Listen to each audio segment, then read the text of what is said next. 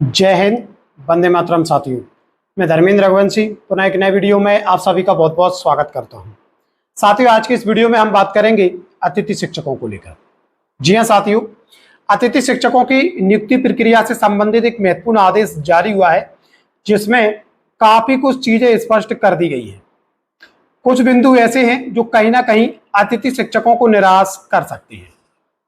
आप अपनी स्क्रीन पर कार्यालय आयुक्त जनजातीय कार्य मध्य प्रदेश का एक आदेश देख रहे हैं, जो अतिथि शिक्षक नियुक्ति प्रक्रिया को लेकर है।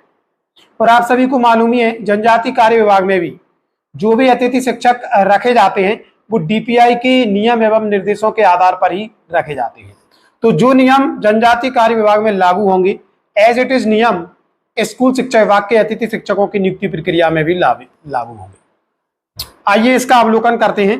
इसमें स्पष्ट किया गया है, संदर्भित पत्रों का अवलोकन करें। शैक्षिक सत्र 24-25 में विभागों द्वारा संचालित हायर सेकेंडरी हाई स्कूलों में रिक्त पदों के विरुद्ध अतिथि शिक्षकों की व्यवस्था के संबंध में जारी किए गए निर्देशों के अतिरिक्त निम्न निर्देश जोड़े जाते हैं। यानी कि जो निर्देश जारी किए गए हैं उसके अतिरिक्त कुछ अन्य निर्देश इस आदेश के माध्यम से जोड़े गए हैं। यदि विद्यालय में पदस्थ शिक्षक किसी अन्य संस्था में संलग्न है तो उसका पद भरा हुआ माना जाकर वहां अतिथि शिक्षक नहीं रखा जाए। मान लीजिए किसी विद्यालय पर कोई शिक्षक पदस्थ हैं, किसी कारणवश उनका अटैचमेंट दूसरी संस्था पर या किसी अन्य शासकीय कार्यालय में है, तो ऐसी स्थिति में उस विद्यालय पर अगर मूल रूप से देखें तो शिक्षक की पदस्थापना उसी विद्यालय पर प्रदर्शित होगी, लेकिन वहां पर वर्तमान में कोई शिक्षक कार्यरत नहीं है। अभी तक ये होता था कि उस पद पर अतिथि शिक्षक की नियुक्ति कर दी जाती थी, लेकिन अब यहाँ पर स्पष्ट कर दिया गया है कि वो जो पद है भरा हुआ माना जाएगा और उस पद पर किसी भी प्रकार से अतिथि शिक्षकों की नियुक्ति नहीं की जाएगी। दूसरा बिंदु काफी ज्यादा महत्वपूर्ण है। यदि सत्र के दौरान कोई शिक्षक विद्यालय में स्थानांतरित होकर एवं नियमित नियुक्ति से आता है तो उसके विरुद्ध भर्ती किए गए अतिथि शिक्षक का आदेश स्वयं समाप्त माना जाएगा। काफी महत्वपूर्ण बिंदु है।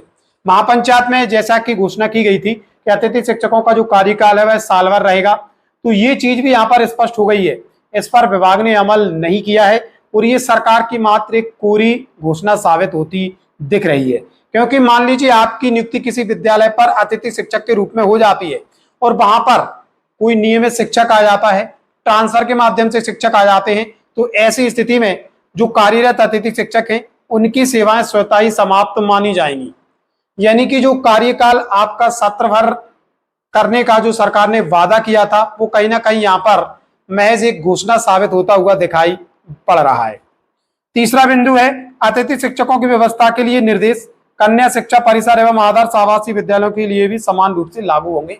ये केवल जनजातीय कार्य विभाग के लिए जो अन्य जो कन्या परिसर और आदर्श विद्यालय संचालित है उनके लिए ये बिंदु लागू होता है। तो कहीं ना कहीं ये जो आदेश है अतिथि शिक्षकों के लिए परेशान करने वाला हो सकता है।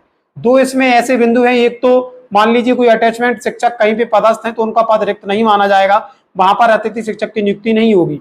दूसरा, यदि 20 सत्र में किसी भी कारणवश नियमित शिक्षक या ट्रांसफर से शिक्षक आ जाते हैं तो ऐसी स्थिति में भी अतिथि शिक्षकों की नियुक्ति प्रक्रिया समाप्त मानी जाएगी, उनको वहां से उस संस्था से हटना पड़ेगा। डीपीआई भी जल्द अतिथि शिक्षकों की नियुक्ति प्रक्रिया के निर्देश जारी करने वाला है, उससे भी चीजें कुछ हद तक साफ हो जाएंगी। जैसा कि हमने पहले ही कहा है, डीपीआई और जनजातीय कार्य विभाग में अतिथि शिक्षकों की नियुक्ति प्रक्रिया के जो निर्देश हैं वह समान रूप से लागू होते हैं।